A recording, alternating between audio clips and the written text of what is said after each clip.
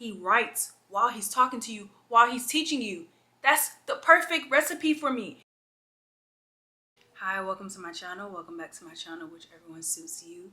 If you are new here today, which you probably are, please make sure that you go ahead and subscribe to my channel. I will be doing my own personal comprehensive video about what I learned in my first year of medical school as it relates to the subjects and what resources I found to be the most useful and why. One of the primary resources that I used during my first year of medical school, and I'm pretty sure I'm going to continue to use it in my second year of medical school, is Med School Bootcamp.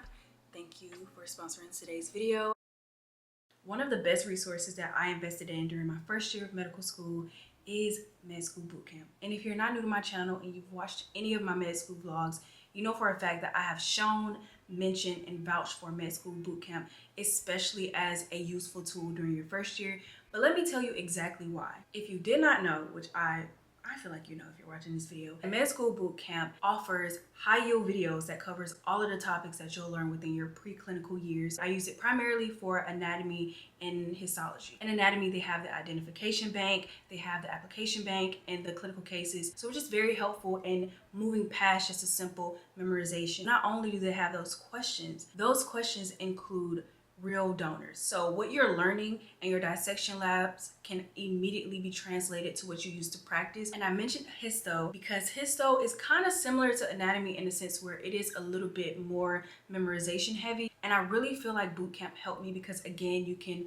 redo those question banks over and over again. Monica was one of the tutors that I remember, like I know her name off the top of my head because watching her videos, she taught me how to integrate like cell biology and even some embryology at some points into histo. It's just overall a very good tool for you to use as you're learning and as you are also practicing. And if you're watching this like, okay, it's nice to have videos, it's nice to have practice questions, but that's not how I learn. I like something else. I like this one thing that everybody vouches for, which is Anki. Don't worry, honey. I know I got something for you Anki warriors as well. They have an Anki deck. So if you do want to invest in Med School Bootcamp, I do have a discount code listed right here and also down below in the description box. It'll be worth it, I promise you.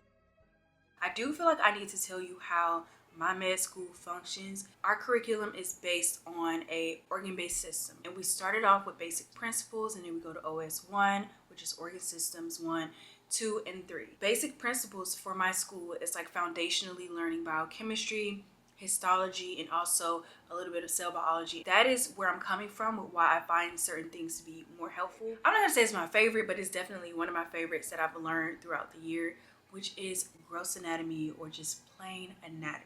You're learning the entire human body, and it's usually incorporated with your lecture and also your lab where you do dissections to isolate on donors, have practicals and quizzes to help you test whether or not you know what you're doing. So one of the most useful tools for anatomy for me personally, which I already mentioned in the beginning of this video, is truthfully Med School Bootcamp. So I will go through all of the question banks 3 different times for the most part before every practical or every exam, just to make sure that I have seen it multiple times in 3 different ways, which is like the identification, application, and clinical cases. Next resource that I found to be very helpful for anatomy, more specifically for board prep, which for first year we had to take NBME subject exams. We call them mini boards, so if you hear me say mini boards throughout the video, I'm talking about subject exams that are on NBME. If you've already done your part in learning the material as you progress through your first year, I promise you this deck will give you a very nice comprehensive review that you can use a week or 2 weeks prior to your exam. I used it on and off 2 weeks before my exam, and I went really hard 3 days before my exam, and I personally feel like I did a good job. And the last resource that I want to give kudos to for helping me through first year anatomy is Medicosis on YouTube. He is primarily a very free resource that you can use, and I specifically needed him for upper and lower limb review for NBME gross anatomy. Let's say you decide, oh, we're getting into upper limb, I'm very like overwhelmed. Watching that review will probably give you a very good idea of how you need to frame your way of thinking when you're learning these concepts. He's very funny. He's just an overall good resource, and his drawings are really nice. I personally have learned that I like when people are drawing or writing while I'm listening to things, which is why videos are more helpful for me. So those are the resources that I found to be the most useful for me while learning anatomy. beyond just attending lecture and going to your lab to do your dissections. I really don't like physiology like that. So the first resource that I found to be very helpful for physiology was, of course, med school boot camp. They have a cardiology section, a pulmonology section.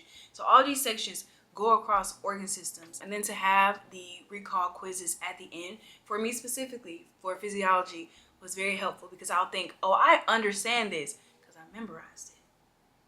And then I'll get a question and I'll be like, I've seen that before.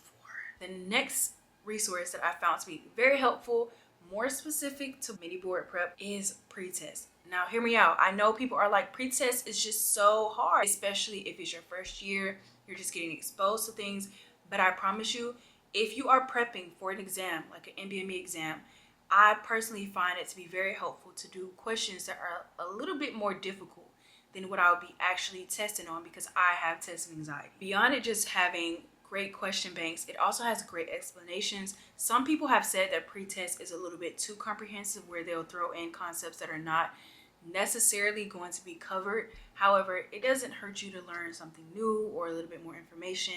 And I think that knowing a little bit more information can help you better be prepared for step one in the future. The next resource that I found to be useful for physiology is osmosis. I told y'all I love videos, I love drawings, and osmosis does a really good job of keeping you engaged because the animations and the speakers and the way they flow with the information is very captivating.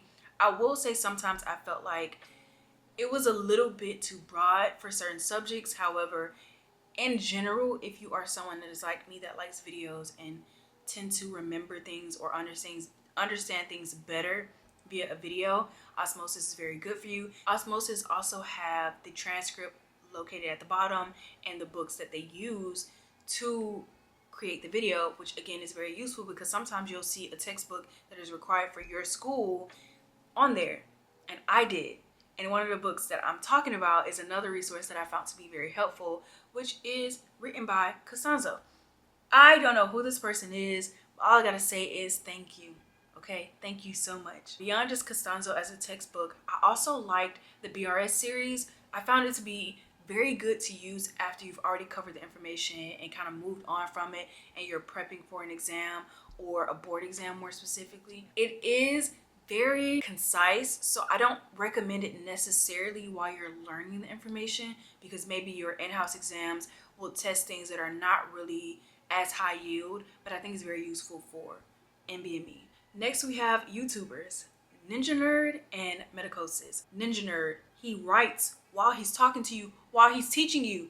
That's the perfect recipe for me. And he always makes the concepts seem like they're not as hard as I thought they were, which is what is so needed for physiology. You don't need to go in thinking, oh, I cannot learn this. This is too much information. Get someone like Ninja Nerd, watch him, and see how he makes the concepts seem more understandable. And they're very relevant to med school education. So you're not watching a video that's too broad and that won't cover what you'll learn.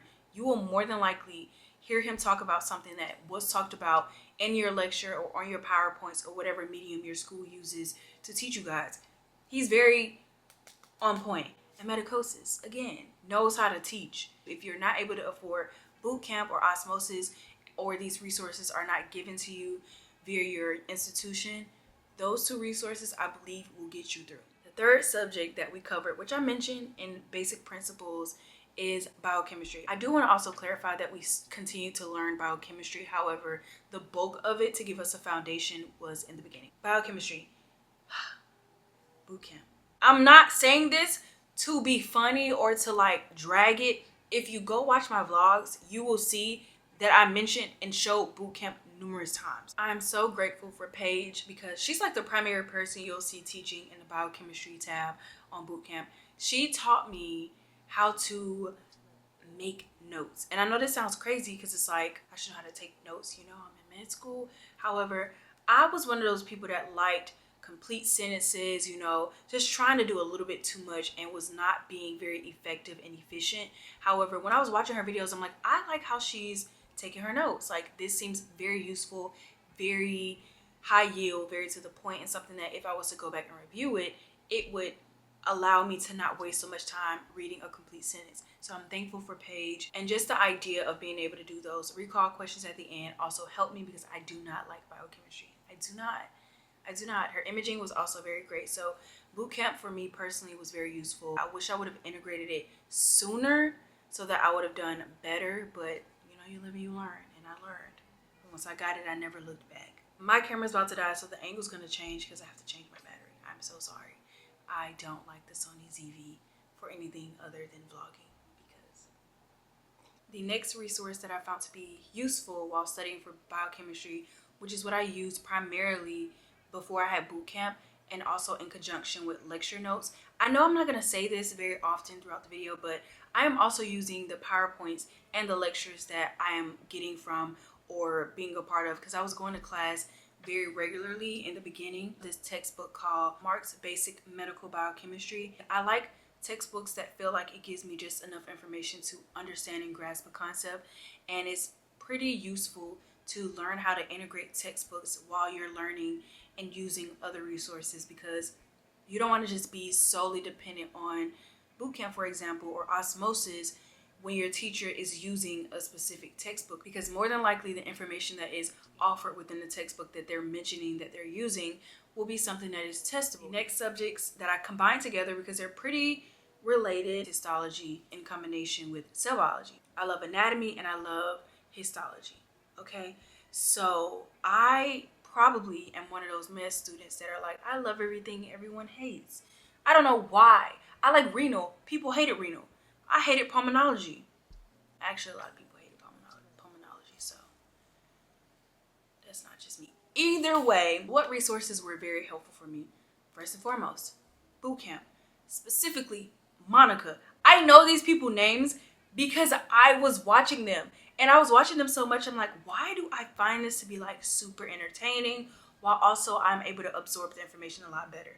Because Monica is so good at teaching his stuff. At least if you're like me, Monica does a really good job of consolidating notes and hitting very high yield topics in histology while giving you slides and teaching you how to look at slides and how to look at certain stains. I believe I have not touched histology since early this year, but if you were to show me a slide of something, I think that I could still deduce what organ it is or if it's an artery or vein. I think that I'm still good enough because of how good Monica teaches histo. The next resource that I use is a textbook. It's a textbook also written by someone that taught at my school but retired the year that I came, which is 2024.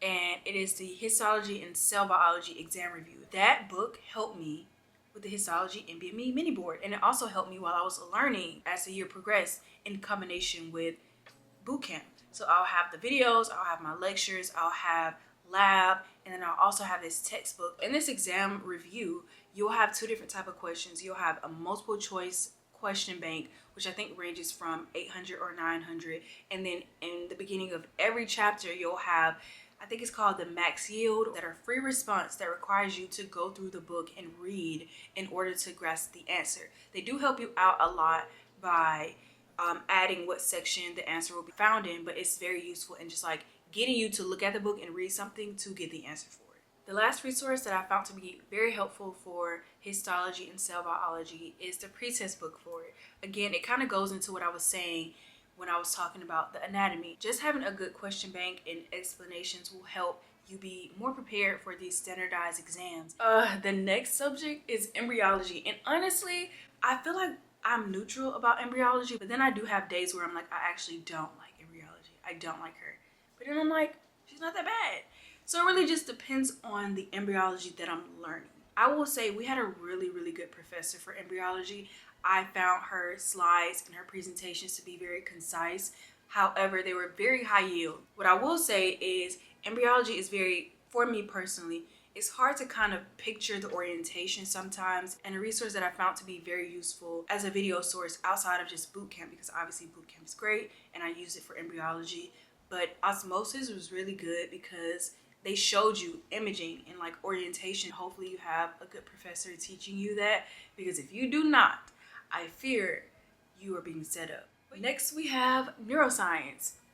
This was our last block, and I like neuroscience. I've done a lot of research in the realm of neuroscience, so I don't mind learning more. It is one of the more challenging subjects for a lot of students, and even me as well, because it forces you to picture things and build upon knowledge more aggressively than other things. So what resources I found to be more useful for neuroscience? I will say bootcamp, specifically the neuroanatomy section, where I was able to literally redo pointing out regions on the brain. I needed to know the language centers, I needed to know the visual cortex, I needed to know all these different things about the brain. And when you're first learning it, sometimes it just feels like I'm just seeing gyri and sulci. Babes, I don't know what you're talking about. But if you keep doing those questions over and over again, I promise you'll get it. And the skull, please. I know this is more like the anatomy portion of it, but in neuroscience, they incorporate the neuroanatomy as well. Girl, do those questions over and over and over again. And also integrate going to your lab, your dissection lab, your donor's lab, to also kind of parallel what you're seeing on bootcamp and also what you'll see on your practicals. The last section that we covered in my first year of med school is psychology, which is what I majored in when I was in undergrad. I love psychology. I personally feel like I want a little bit more of it. I still found that bootcamp was very helpful for me in reviewing topics and learning more about topics, or even learning new topics as it related to like psychiatric disorders. We even threw in a little bit of pharmacology, neuropharmacology, to help link it with different disorders, which that is more so a second year thing, but because they understand that NBME will ask you about drugs sometimes or disorders sometimes, and like how to compare those two together, they just thought it would be very helpful, which it was. So that is all that I have to mention today. Hopefully it was comprehensive enough and helpful enough.